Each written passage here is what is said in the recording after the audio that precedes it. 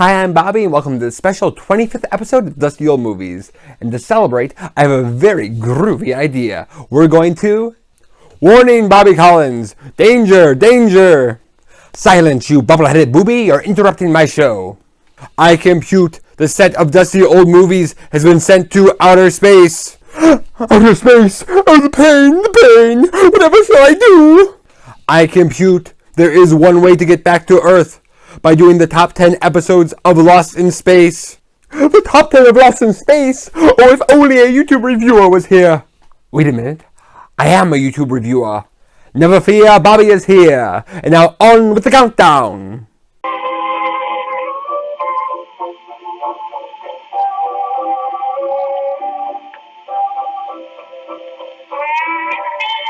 In the 1960s, the space race between America and Russia was in full force. President John F. Kennedy set his sights on American astronauts landing on the moon, and the idea of traveling to far-off planets was suddenly becoming a possibility on people's minds. This idea didn't escape the notice of veteran producer Irwin Allen, whom, after taking inspiration from the comic book Space Family Robinson, came up with the TV series Lost in Space. The series would focus on the first family in space, the Robinsons, and Major Don West, who aboard the spaceship to Jupiter 2 planned to travel to Alpha Centauri. However, they end up becoming lost and land on a far-off planet. Irwin Allen filmed the pilot No Place to Hide, which was the most expensive pilot up to that time. The network liked the pilot, but they wanted two changes. They wanted a robot added, because why not? And they also wanted a villain added to the show to keep things exciting. So they created the pure, sinister Dr. Zachary Smith. Jonathan Harris was cast, but he thought this pure evil character was too boring. So he slowly began to turn him into a comedic villain. And after a few weeks, Irwin Allen went up to him and said, "Do more!" and gave Jonathan Harris complete creative control of the character, including the privilege of rewriting all of his own dialogue. And so, the hilarious Dr. Zachary Smith was born.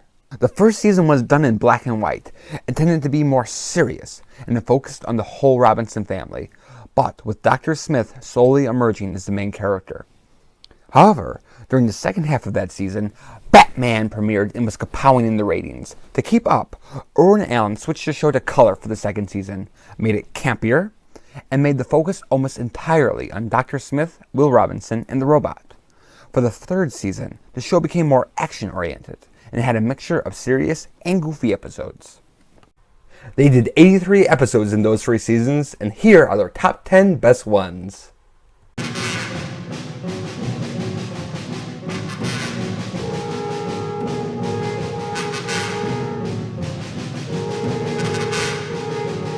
For our number 10 episode, let's start off scary with The Astral Traveler. While Dr. Smith and Will are seeking shelter in a cave, Will accidentally goes into a space warp, which takes him to a Scottish castle that's haunted by the ghost Hamish and his Uncle Angus, the sea monster. This episode is one of the sillier ones. No way. But what makes it so groovy is they go all out with it. The castle is spooky. The ghost of the executioner and Uncle Angus are both scary and suspenseful. And Sean McClory is so campy and fun as the ghost of Hamish. And I especially love it when he's trying to scare Will. What are you? I told you, I'm a ghosty! If you're not going to be sensible about this, please leave so I can think. However, as this episode goes on, they actually make Hamish and Uncle Angus sympathetic characters with an interesting backstory. And overall, they just make the most of this goofy haunted house episode and really make it a spectacular number 10. And now for our number 9 episode. I wish I could think of it. Aha! It is Wish Upon a Star. After leaving the Jupiter 2, Dr. Smith, with the help of Will, finds refuge in an abandoned spaceship, and inside, they discover the Thought Machine, which, whenever you think of something, it will appear. Dr. Smith brings it to the Robinsons, eventually, but greed gets the best of them. This episode is a morality tale that focuses on the characters learning about greed. While the Robinsons are usually pretty goody-goody, here they show their human flaws. They become greedy, irresponsible, and overall, a bunch of knuckleheads. So it's an interesting family drama, with John Robinson being the voice of moral authority. And while the Robinsons show their bad side, Dr. Smith actually shows us the good. When he discovers the machine, he makes excuses to Will why he's not going to bring it to the group, but Will quickly sees through them. There are certain problems with the machine, but as soon as they're ironed out, when will that be? Eventually, my boy, eventually. What you really mean is never, don't you? When Dr. Smith sees how disappointed Will is in him, he changes his mind. And it shows that he genuinely cares about Will and that he has a heart. Somewhere. This episode is a little like Leave It to Beaver in Space, and I love it that way because it shows all sides of the characters. And now for our number 8 episode, and whenever I watch it, boy do my arms get tired because it's Flight into the Future.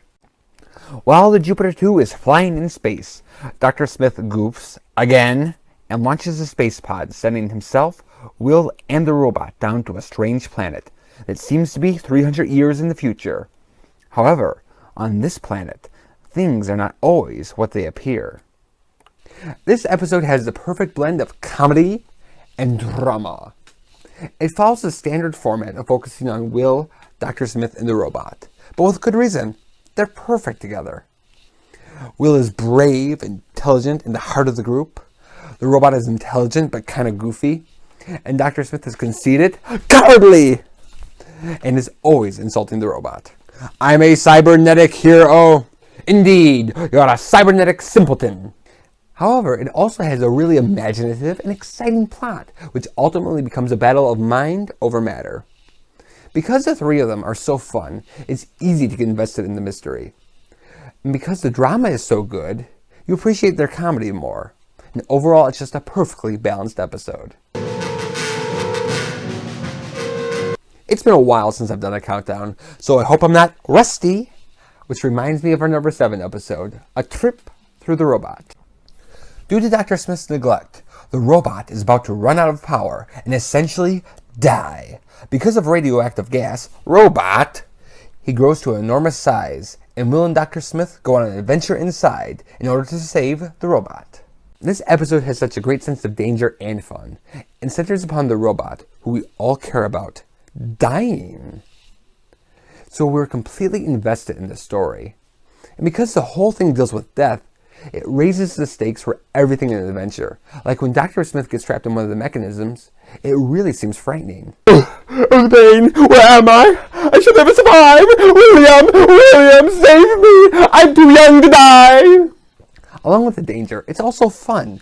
You finally get to see the inside of the robot, and it's like Willy Wonka's chocolate factory. With all these crazy contraptions, wild colors, and a new danger every minute, you never know what's going to come next. It makes it a very fun to look at and exciting Lessons-based episode. Now for our number 6, which has Dr. Smith's favorite episode title. You guessed it, Return from Outer Space.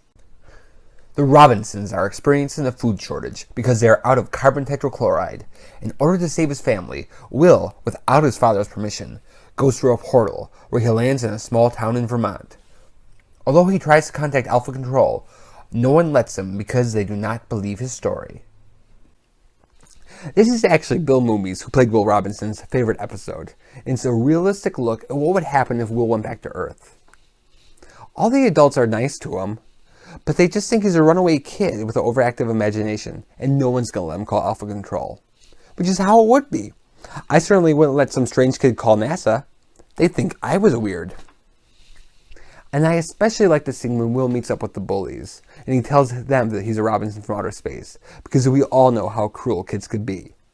The real Will Robinson is dead, so are his folks. Everybody knows that. There's skeletons floating around in outer space. They're not dead! They're not dead! They're not dead! They're not dead! This is just a great Will episode. He experiences a lot of different emotions, and this is the first one where he really saves the group, because even though he doesn't call Alpha Control, he does get the carbon tetrachloride, saves his family, and when he shows it to them, they can hardly believe it, because just like the Vermont people, they think he's just a little boy. This is a realistic episode that shows the heart, brains, and bravery of Will Robinson. Now follow me and I shall show you the number 5 Lost in Space episode. This isn't where I thought it would be. Well, anyway, our number 5 episode is Follow the Leader. Now, how do I get out of here? Professor John Robinson gets trapped in a cave and becomes possessed by the alien Kanto. What a lovely day for an exorcism, you bubble-headed booby. Under Kanto's control, John becomes angry and determined to leave the planet. He does not care who he hurts or kills in the process. And the group tries to make him normal again. This is such an intriguing and unsettling episode because it's the all-American dad that we trust and depend on turning evil. Guy Williams is so good at playing the father figure that when he gets short-tempered and is flying off the handle, it's scary. Like, I hope he doesn't yell at me next. Then after his outburst, he has a sensitive moment where he's reflecting on, should I have really taken my kids to outer space? And you see how much he loves them, which makes it even more powerful when Kanto has taken over completely and he's going to push Will off a cliff. Bye, Dad, I love you. What did you say? Why do you hesitate? Push him off. No, it's not right. Listen to me. Listen.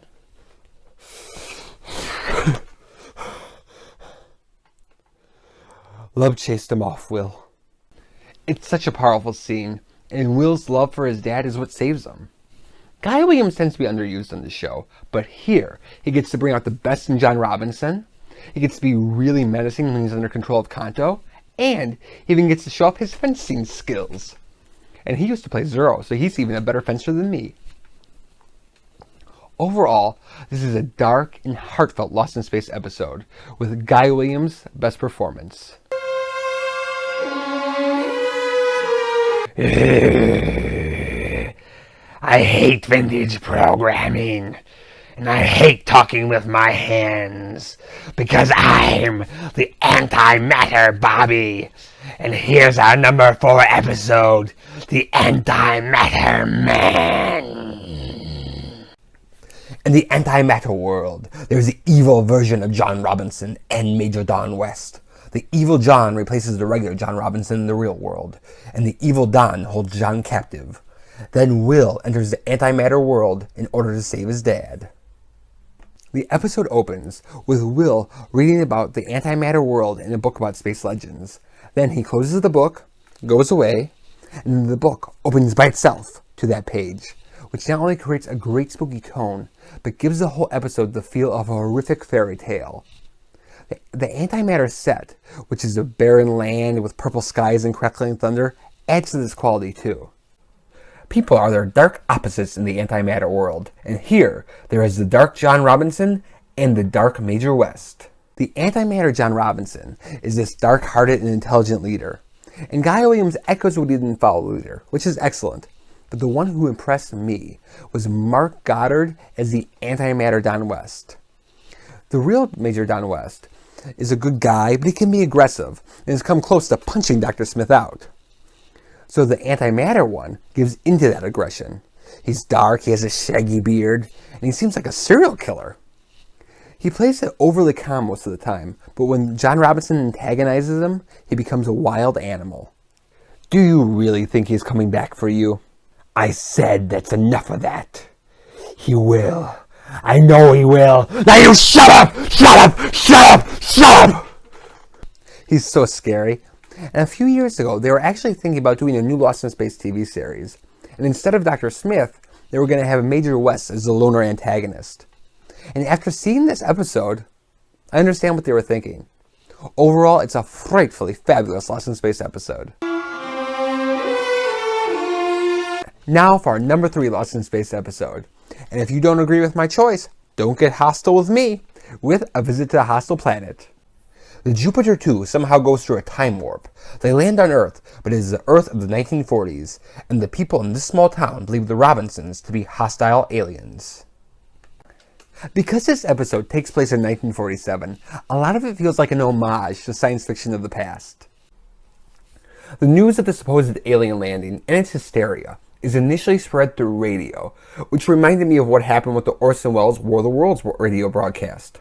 The villagers think the Robinsons are Voltons because they read it in a science fiction magazine.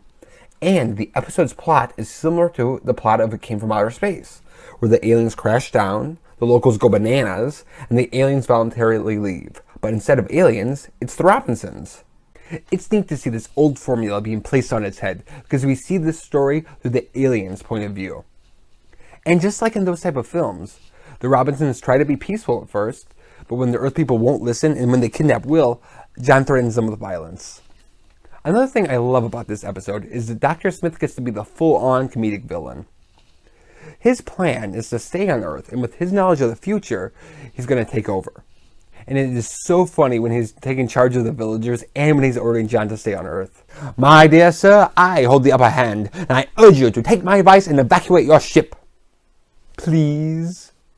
Jonathan Harris is so funny. This episode has a really intriguing plot with a lot of great Dr. Smith action, and it is the perfect number 3 spot. Now for our number 2 episode. I'm reluctant to tell you this one. Oh well, I'll do it anyway. It is their first episode, The Reluctant Stowaway. The Robinson family, Major Don West, and a robot are on board the Jupiter 2 and ready to take off to Alpha Centauri. However, a saboteur, Dr. Zachary Smith, comes aboard, intending to destroy the Jupiter 2 and its occupants. Unfortunately for him, he becomes trapped on board, and his extra weight causes the navigational system to be thrown off, resulting in them being lost in space. This is the second version of the pilot, and they take scenes from No Place to Hide and combine it with new scenes with Dr. Smith, and it is just an incredible first episode. It opens like a documentary. Dick Tulefield, who did the voice of the robot, narrates it. And they show off Alpha Control, which is like their version of NASA. They very impressively show off the Jupiter 2 and all of its compartments. And they show the Robinsons and explain their mission. And it very seriously and concisely tells what the show is about, but it also gives you a sense of the epic scale and the adventures yet to come. The narrator also mentions that other countries may be sending spies to sabotage this mission. And then out of a compartment comes Dr. Zachary Smith. Dr. Smith is an intelligent and sinister spy who can karate chop a military man into unconsciousness. And Jonathan Harris has such great screen presence that you're just drawn to watching him. He programs the robot to destroy the family, and since the robot is so imposing and unhuman, it makes it really exciting and suspenseful when he's on his rampage. Negative. Destroy! Destroy! Destroy! It's an exciting and suspenseful scene. Now, I can see Jonathan Harris's point that this character would have gotten old, and probably so did the sinister robot. But it's really groovy to see both of these characters in their original and darker forms. There are a couple playful moments in this episode to lighten the mood, but overall it's a serious and great start to this incredible series, and a well-deserved number 2 spot. Now, for the number 1 top Lost in Space episode. Shall I tell you, or should I keep it to myself? It is The Keeper Part 1 and Part 2. An alien known as the Keeper comes to the planet. On his ship, he has a zoo that contains creatures from almost every alien walk of life. And now he wants Will and Penny. Meanwhile, Dr. Smith lets out all the monsters in the Keeper spaceship, causing havoc on the planet. This is the only 2-parter that they ever did, and it's like a Lost in Space movie. They go all out. Aside from Dr. Smith, The Keeper is the greatest villain they ever had. He's played by Michael Rennie, who is famous for playing Klaatu in The Day the Earth Stood Still. So not only is he a great actor, but he has this classic science fiction aura about him. On the surface, he seems like an intelligent and kind gentleman, but there is a dark force inside of him. I haven't found a specimen for that cage yet. You may go inside if you wish. Go ahead. It's perfectly safe. We don't want to go inside.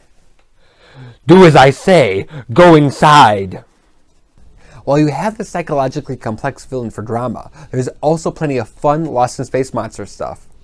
On the Keeper spaceship, there are these great halls of cages where you hear the sounds of all the animals, which builds suspense. And then when they all escape, they actually look scary. This is where the black and white helps, because in color the aliens tend to look silly. However, the scene where they're escaping is shot with extreme lights and darks, like German Expressionism, and they shoot a lot of it from a low angle to make it look even more imposing, and it makes it very exciting and very scary.